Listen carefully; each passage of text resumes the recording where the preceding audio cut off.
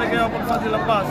السلام علیکم ابو عبداللہ الحسین. میں اس وقت کھڑا ہوں انتہائی خوش نصیبی کے ساتھ غازی ابوالفضل عباس کے روضے کے باہر.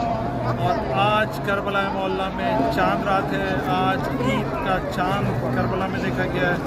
آیت اللہ سید سیستانی صاحب کے آفس سے اعلان ہوا ہے کہ کل روز عید ہے اور حرم مقدس میں نماز عید پڑھائی جائے گی. دونوں حرموں میں پڑھائی جائے گی. اور کربلا کے گلی کوچے بھر گئے اس اعلان کے بعد کہ کل عید ہے اور بہت زیادہ رش آئی ہے. میں آپ کو کربلا کا وہ منظر دکھاؤں جو جوب در جوب لوگ آ رہے ہیں اور حرم مقدسوں کی طرف اپنا رخ زیارت ہے.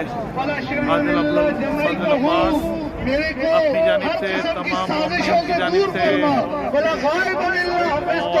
جتنے میرے پیر پیچھے جو غائب ہیں مولا کے عاشقوں کی جانب سے زیارت پڑھ رہے ہیں.